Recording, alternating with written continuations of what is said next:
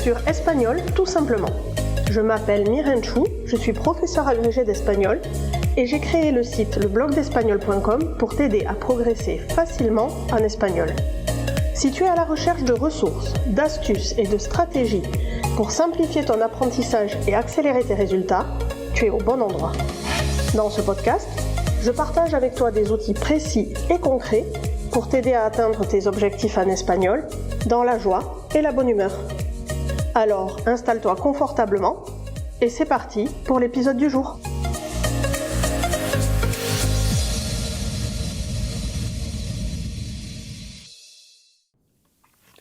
Hola hola et bienvenue dans ce nouvel épisode de Espagnol tout simplement.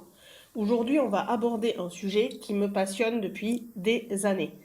Je me pose la question de pourquoi certaines personnes semblent progresser rapidement en espagnol, alors que d'autres, qui ont commencé au même moment et qui investissent le même temps dans l'apprentissage de l'espagnol, semblent faire du surplace malgré tous leurs efforts. Tu as peut-être déjà observé cela autour de toi. Deux personnes qui commencent presque au même niveau et qui consacrent à peu près le même temps de travail hebdomadaire ou mensuel à l'espagnol.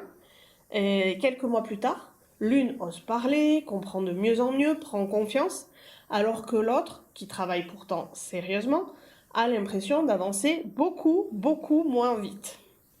Alors, est-ce que c'est une question de talent, de mémoire, d'âge, d'investissement, d'implication? Eh bien, je ne crois pas. Et c'est ce dont j'aimerais te parler aujourd'hui.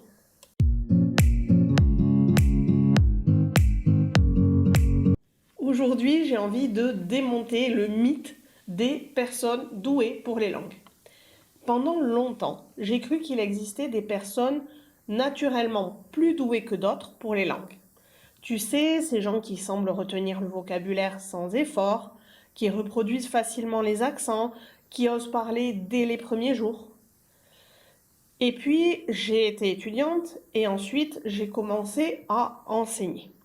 Et plus j'enseigne, moins cette explication me semble convaincante.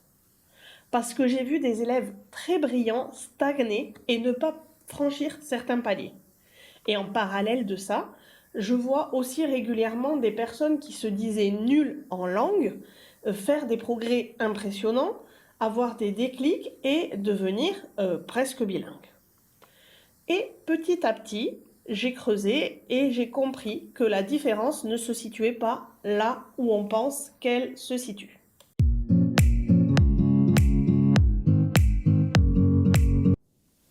Les apprenants qui progressent vite et bien ont souvent un point commun. Ils ne cherchent pas à tout faire et j'admets que c'est complètement contre-intuitif au départ. Et les apprenants qui progressent, ils cherchent à faire l'essentiel et c'est une différence énorme. Parce que beaucoup, quand ils débutent, veulent apprendre tout le vocabulaire, toutes les règles, tous les temps, toutes les exceptions, travailler toutes les compétences, la compréhension orale, compréhension écrite, expression orale, expression écrite. Et c'est vrai que ça paraît logique et c'est vrai qu'il faudra faire ça à un moment. On ne peut pas maîtriser une langue sans faire tout ça.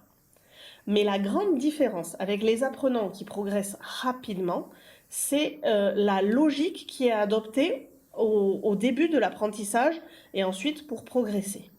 Ceux qui progressent efficacement se demandent qu'est-ce qui me sera vraiment utile cette semaine ou ce mois-ci pour franchir le pas suivant. Cette question paraît simple, mais elle change tout parce qu'elle oblige à prioriser. Et en fait, si tu veux faire des progrès, il faut que tu travailles dans un premier temps les 20% de la langue qui vont être le plus utiles pour faire un progrès de 80%. C'est la fameuse loi de Pareto. Alors, c'est pas le propos ici, je vais pas te réexpliquer tout en détail, mais si tu cherches un peu, soit dans les épisodes de podcast, soit sur le blog d'espagnol.com, tu vas retrouver, tu tapes Pareto et tu vas retrouver ce qu'est exactement cette loi et comment on peut l'appliquer en espagnol. Mais grosso modo, c'est que 20% de la langue et celle qui t'est utile dans 80% des temps. Et au contraire, les 80% restants te sont utiles que dans 20% des cas en fait. Donc, si tu commences et que tu veux progresser vite, priorise sur ce qui va te servir au quotidien. Par exemple, le vocabulaire, apprends-moi le vocabulaire du quotidien avant d'aller chercher du vocabulaire que tu utilises beaucoup moins.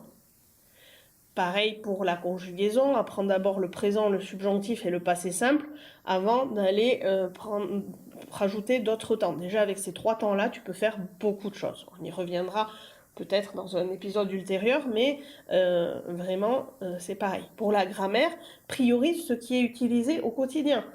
Ser et estar par exemple, mais ne te perds pas dans les usages complètement inutiles au quotidien. Vraiment, vois ce qui t'est utile au quotidien et une fois que tu maîtrises ça, eh ben, tu priorises d'autres compétences.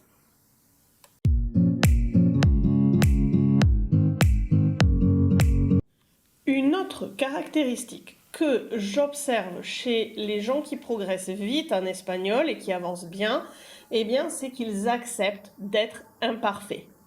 Les apprenants qui progressent rapidement acceptent de faire des erreurs parce qu'ils savent que ça fait partie du processus. C'est pas qu'ils aiment faire des erreurs, personne n'aime se tromper. Mais il faut comprendre que l'erreur fait partie du processus de progression. C'est en faisant des erreurs que tu vas comprendre certains mécanismes et que tu vas pouvoir ne plus les reproduire ensuite. À l'inverse, d'autres personnes attendent de se sentir prêtes pour parler. Eh bien, je peux te dire que ce moment parfait n'arrive jamais. Si tu attends d'avoir suffisamment de vocabulaire, suffisamment de grammaire, suffisamment de confiance pour te lancer, eh bien, tu vas attendre longtemps parce que cette sensation de préparation totale ne se produit pas en fait. Et pendant que tu attends, eh bien, tu ne pratiques pas.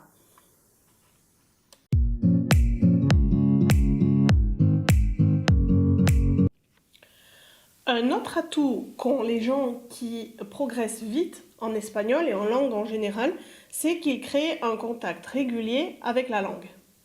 Parce que quand on pense apprentissage, on pense souvent quantité. On se demande combien d'heures, combien de cours, combien d'exercices.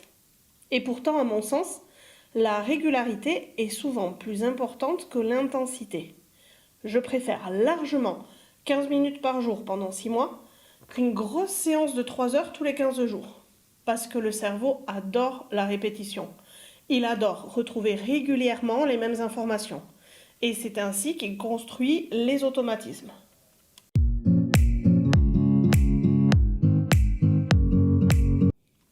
En fait, les apprenants qui avancent vite mesurent leur progrès autrement. Et c'est peut-être le point le plus surprenant. Les gens qui progressent vite ne se demandent pas constamment mais quel est mon niveau dans l'absolu? Est-ce que j'ai plutôt un A2, un B1, un B2, un C1? Ils se demandent plutôt qu'est-ce que je sais faire aujourd'hui que je ne savais pas faire il y a un mois ou il y a 6 mois. Et le fait d'aborder les choses de cette façon change complètement la perspective. Parce que les progrès dans une langue sont souvent invisibles au quotidien et on ne les remarque qu'en prenant du recul. D'ailleurs, à ce sujet, je voulais aussi te parler du piège de la comparaison. Nous avons tous tendance à nous comparer aux autres apprenants, à nous comparer aux bilingues, à nous comparer aux natifs, à comparer les natifs entre eux et une fois qu'on a presque le niveau d'un natif, on essaie quand même de se comparer aux natifs érudits. On se compare aux personnes qui semblent progresser plus vite que nous. Bref, on est tout le temps en train de se comparer et cette comparaison est souvent injuste parce que tu ne connais pas le parcours de ces gens, tu ne connais pas leur histoire, tu ne connais pas leur temps d'exposition à la langue. La seule comparaison utile, en réalité, est de te comparer toi avec toi-même il y a quelque temps.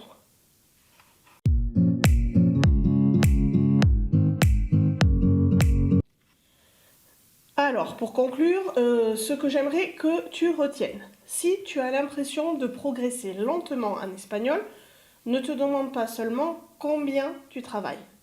Demande-toi plutôt Est-ce que je travaille sur les bonnes choses? Est-ce que je suis régulier ou régulière? Est-ce que j'ose pratiquer? Et est-ce que j'accepte d'être imparfaite ou imparfait? Parce que ce sont souvent ces éléments qui font la différence. Et pas un hypothétique don pour les langues ou une appétence naturelle pour les langues. Si cet épisode t'a plu, je t'invite également à lire l'article associé sur le blog.